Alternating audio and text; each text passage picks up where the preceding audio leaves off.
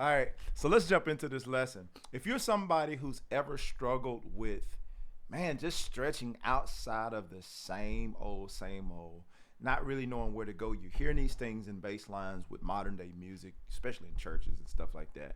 Hearing all these bass players stretching out, you don't really know what they're doing. Like, man, how are they hearing this stuff all outside of like what seems to be the key? What are they doing? In this video, I'm going to show you one of my tips of how I begin to stretch outside, what we call stretching outside of the normal, and some things you can do. So you'll walk away with at least one thing you can do to begin to stretch outside of the normal stuff that you always play. So let's jump right in it. So in this particular thing, what I'm playing, I had a whole nother lesson planned to do today, but we'll deal with this today. But anyway, so I'm in the key of E minor, right? And what I'm going to be talking about for context is dealing with relative major or relative minor, however you want to look at it. But many of you, if you've been around for a while, you've heard me talk about this many times before, years back. But it's been a while since I addressed this, unless you're one of the monthly members and you went through all of this. But anyway, so if we're in the key of E minor, as I was in this groove, here's one of the tips that I like to do. This is my thing. Now, I'm not saying that everybody needs to do this or this is required. It just works for me in terms of understanding what I'm playing, being able to convey music and that kind of thing. I like to think always in major for the most part. For the most part, especially when it comes to gospel and the way songs move, I typically think in major. And what I mean by that is if the song is in E minor, I typically would call out my notes based on G major. So I would be thinking of E minor as my 6, right? So just in case that don't make sense to you, so we know 6 or E minor is the 6 of G major, right? G major. So if I'm playing a groove here, I would be thinking not as that being my 1, unless we're staying there the whole song. That'd be the only time I switch it up and I start thinking in minor mode. With that being said, so if I'm thinking about that, being my 6 or the 6 being my starting point and I'm in the key of G major. Well, if I'm thinking of things that I can play, and we're going to be spending a lot of time over there. So that makes this groove now be starting on, instead of starting on the 1, I'm starting on 6. 2, 3, 4, 6, 2, 3, 4. Now, what does that do for me? Thinking from a relative standpoint, that opens up everything to me in G major for me to pull from. So even this line.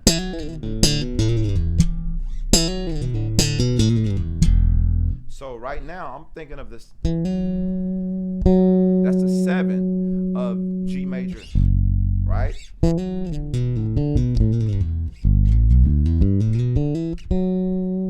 That's a major pentatonic, G major pentatonic. So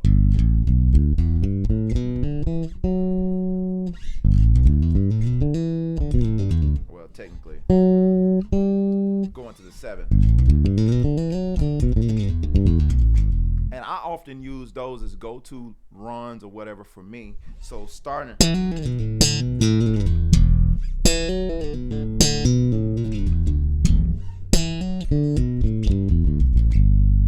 So that's what I'm saying in terms of using a G major pentatonic.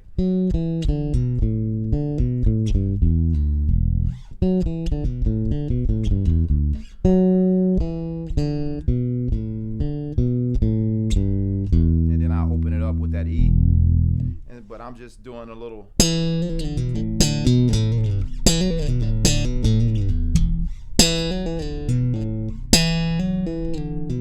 I'm doing a lot of pull-offs. And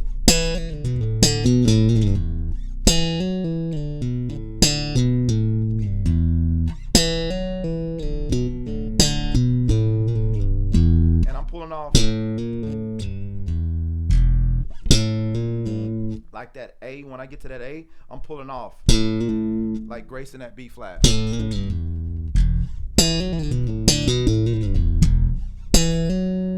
Like pulling off from that 7. So, right, I have that E and pull off on that 7. F sharp.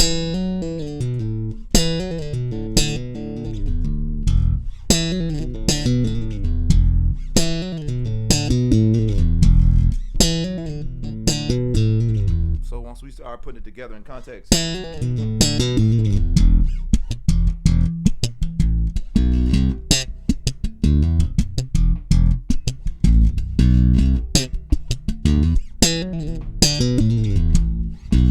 me do a solo.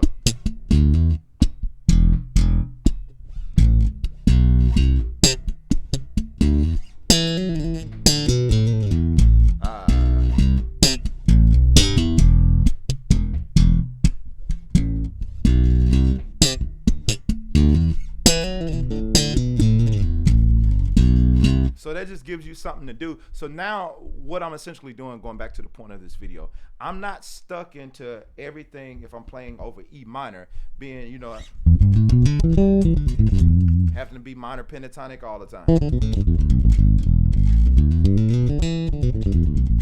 Because if I can think of it in the key of G major, then that gives me more options. So now instead of just doing,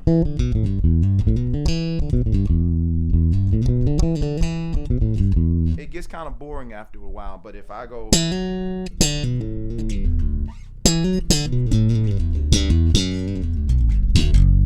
now I'm using more elements of G major. So again, that's off that 7, and I'm thumping and plucking.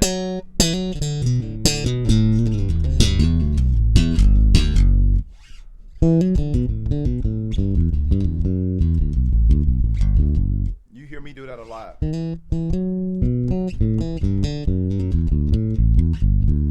What is that? So I'm going, starting on the 7 of G major. We repeat.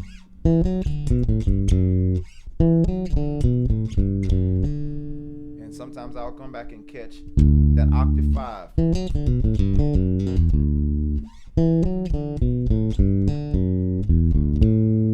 And you could just keep flipping that thing. You see what I got right there?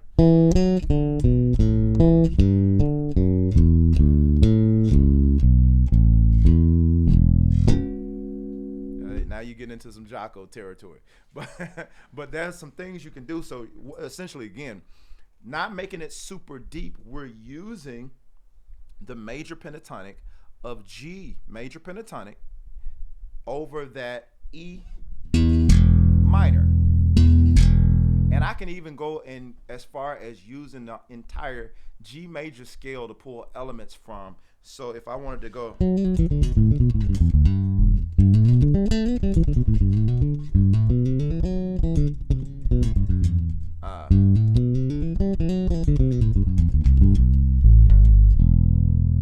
The biggest thing I want to do is get back to that E. So again, that's still the G major scale.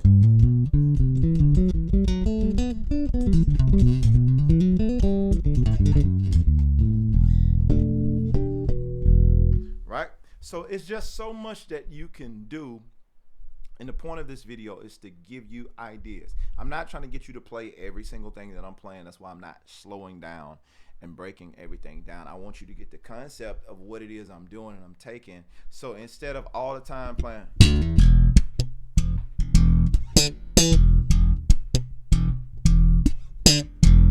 you're not stuck in that block of just E minor.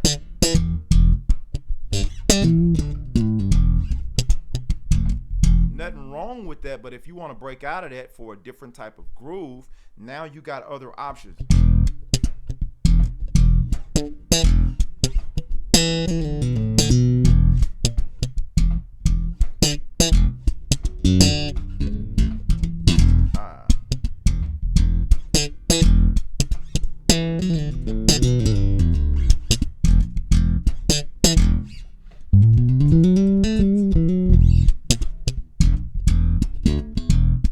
It's up to you how you want to kind of make it work in the groove. I just went down. The biggest thing you don't want it to feel like is a scale. You don't want to feel like, and what I mean by that, you don't want it to feel elementary in whatever approach that you're using. Here's what I would suggest if you want to like take something as simple as like, okay, Jermaine, I'm not that advanced. I see what you're saying, but I can't do that. First and foremost, don't say you can't do that. You can do it. Maybe you can't do it as fast, or it doesn't make as much sense right now. But what I would do, going back to what I was saying, I would take like a drum groove or a drum feel. Listen rhythmically. Strengthen yourself, strengthen your ears rhythmically. Listen to the way that a drummer would play a feel. So if you had a groove like that,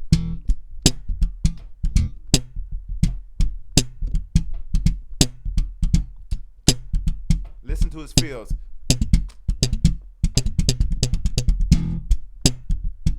So, okay, our job now, what can I do with that same rhythm? Now that I can play that rhythm, what can I add to those rhythms as far as notes? Like, and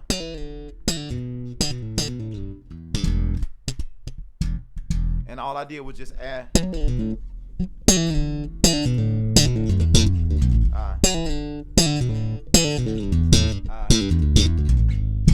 And I just keep playing with it. It'll sound a mess until I figure out what I want to do, even if I want.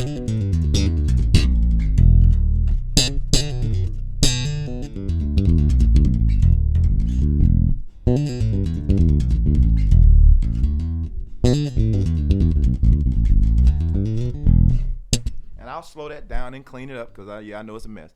But what I'm doing there is I'm taking this just regular. Just a G major pentatonic.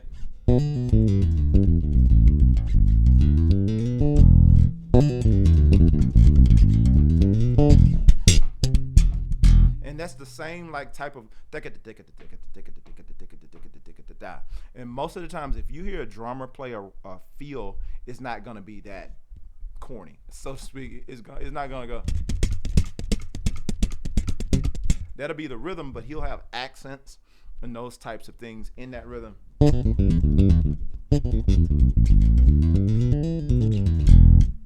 Right? So all I did again is took a.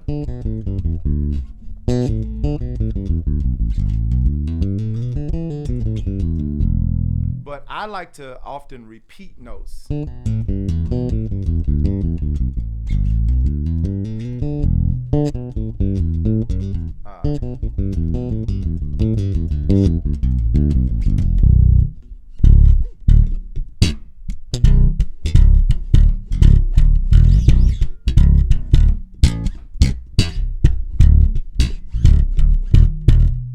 So you got to get out of mistake.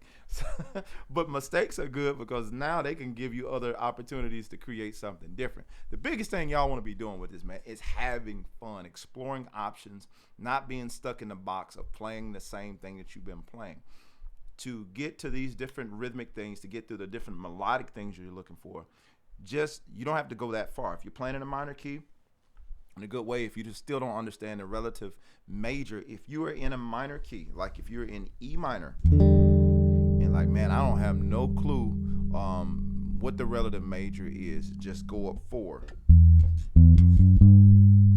Go up 4 from E minor, and that's going to put you right, meaning starting on the E minor, 1, 2, 3, 4. That's going to put you on its relative major, right?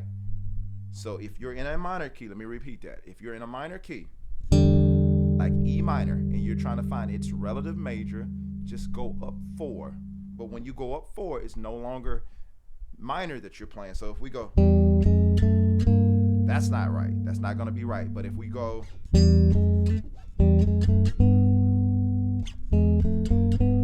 a good way that you could do that, man.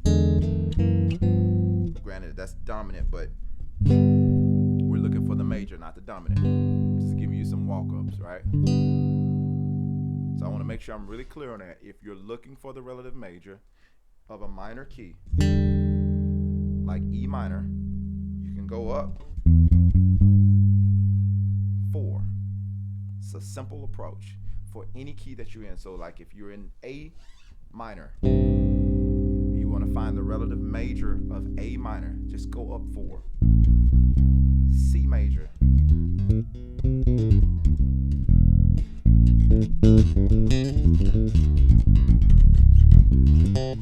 And you'll notice like stuff will start running together now. Now that if you didn't understand that before and now you understand it, a lot of the stuff that you've been already playing, it will make a lot more sense. Oh, that's why when I'm playing this over a minor thing, that feels like it works. Yeah, because it works. And when it says it's relative, they share a lot of the same, pretty much the same notes. They share all of the same notes in the same scale.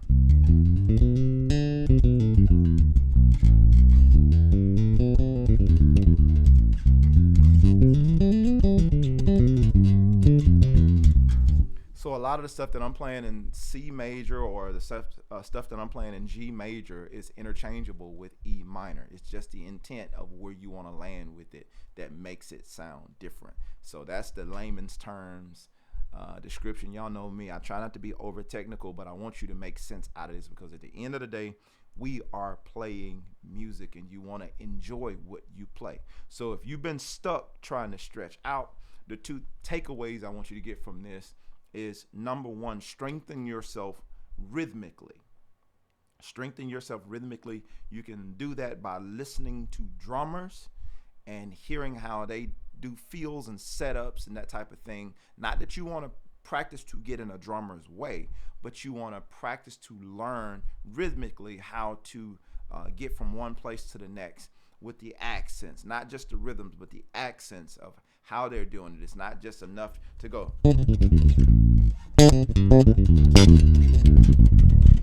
different stuff about how they're doing it. Yeah, that's sloppy. You want to clean it up, but listen to the accents that they're doing, and it's not always ticka ticka ticka ticka ticka. It's like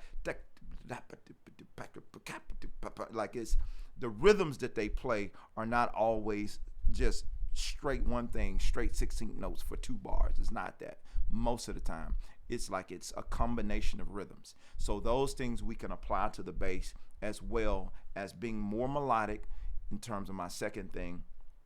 Looking at the relative major if you're playing in a minor key. Now you can do the same thing on the reverse end if you're playing in G major and you want something that feels a little bit more edgy in terms of a feel.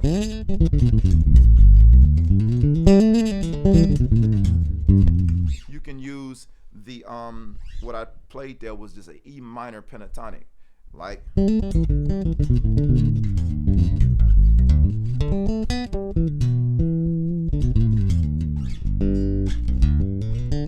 so they're interchangeable. You can go back and forth whether you're playing in a major or a minor. You can interchange the minor riff if it works over the chord, because now that gets a little bit more tricky, but it depends on what you're doing. The thing is, the easy way, I want to give y'all a practical easy way. Don't spin a whole solo when you do your riff or whatever that little thing, the line you play. Get in and get out. Get back to the groove. Find the placement of where you want it to land in the groove, right? That's a whole nother lesson. I'm not going to get into that today. But you want to find a good placement to place it, but get in and get out, whether you're playing in a major or in a minor. But this particular example today was dealing more with a minor context when I was playing,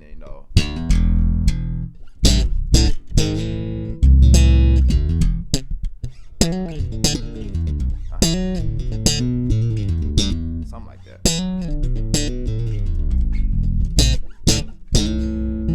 So anyway, hopefully this lesson was helpful for you guys.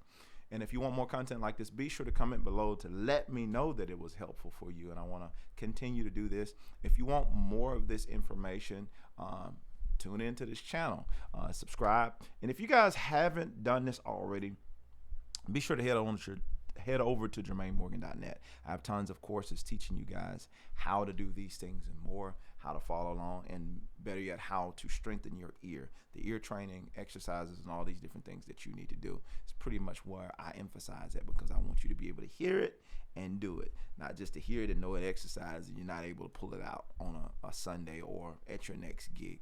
So anyway, thank y'all for watching and tuning in. I hope this has been helpful to you. I will see y'all on the next video. I'm out. Peace.